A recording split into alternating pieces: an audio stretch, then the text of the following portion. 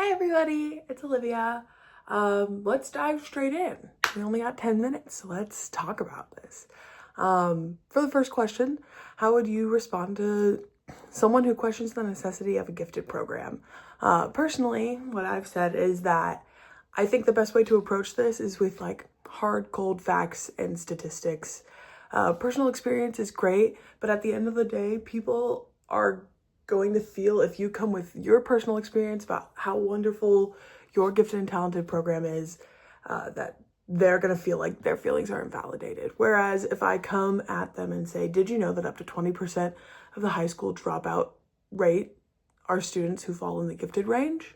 That might actually prompt them to go, oh, is there validity in this argument? Is there something that my experience alone couldn't have possibly accounted for? And so I think that coming at them with more of that logistical side is the way to go about changing people's minds. Part B of this question, do the Arkansas standards build an appropriate case for allocating resources? What I said is, I think the fact that the Arkansas standards start off with a blurb that says, please note that these are minimum, not optimum standards.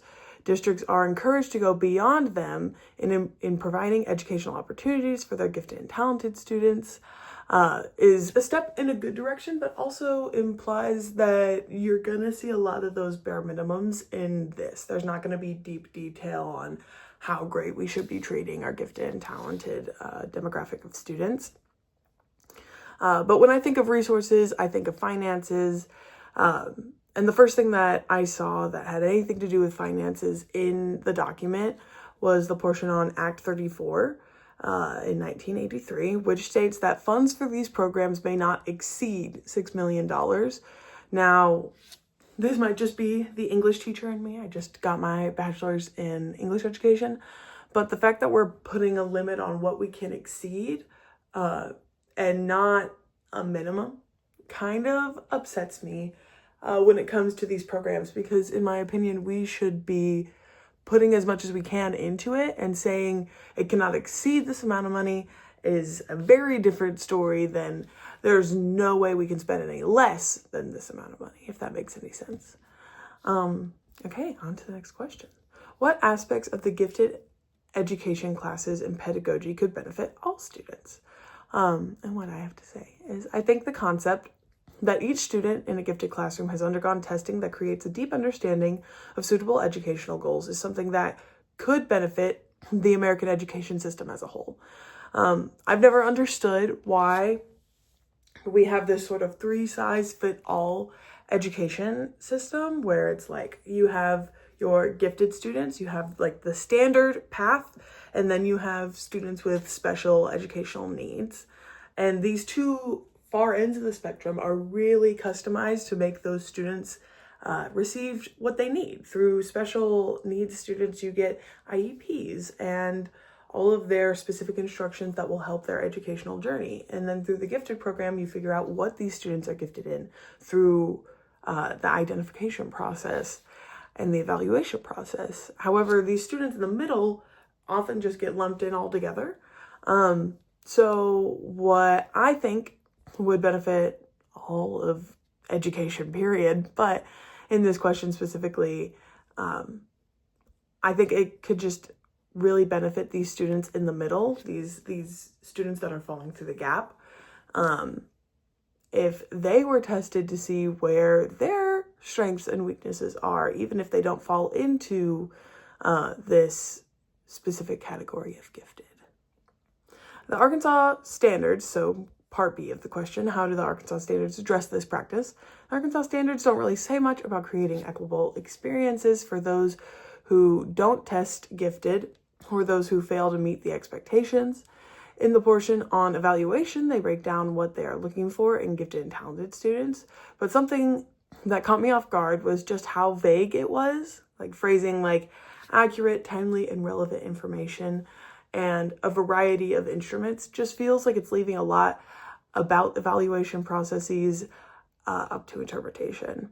And it makes me wonder if different schools would get different results as to who is truly gifted or not. And I'm sure this is something that is really talked about the idea that just about anyone could fall under these categories. And if on a bad day, we'll talk about chance in just a second. But I found that really interesting, just how vague the evaluation portion was. Question number 3. How does Tannenbaum and Gagney's idea of chance play a role in the development of talent or gifted behaviors? I think the fact that both of these scholars mention how chance is a large factor in students with gifted and talented really says a lot about how we take into account as educators every facet of a student's life to give them the proper educational journey. Chance will always play a role in a student's capability. I, in particular, really like how the text mentions family environment, because that is always going to affect how a student performs in any of these sort of tests. I feel like this is one path that could really change a student's experience with the Gifted and Talented program. For example, imagine a student's likelihood of being identified as gifted if their parents don't speak English at home, or if they have a younger sibling that they're focusing on raising and parenting in their own ways at home. There are just so many factors that are not controllable in the classroom, and I really like that they pointed that out, because I feel like that's something that a lot of scholars just kind of leave out. But I felt like it was really important, and I'm glad that they included that. And that's something that gifted and talented theorists are considering. When looking at the standards, question part B of the question, how do the Arkansas standards address this? When looking at the standards, the closest thing I found to any sort of inclusion to consider those negatively impacted by chance was section 7.00, which essentially states that these identification programs need to be representative of the entire student population in terms of race, sex, and economic status. This clause is super beneficial. Obviously, I'm not putting it down. I think it's great that we have an inclusion clause in there, and that there needs to be representation from every group and not just those who are better off or those who have had special chances to get ahead in life. But I think when it comes to chance, it's not really something that the standards will ever fully be able to consider, because of those really individual problems. And, chance is completely on a one-by-one basis is kind of how I see it. So I think that they do a good job at addressing what they can, but there's never going to be a way to put in the standards every individual chance-based issue that could affect a student's ability to get into a gifted and talented program, because that unfortunately is just life. And finally, of the summary findings of the research supported by gifted education, which areas do you find most compelling and why? As someone with a bachelor's degree in education, I have heard of Gardner's theory of multiple intelligences before, but I had never considered it in the context of a gifted and talented lens.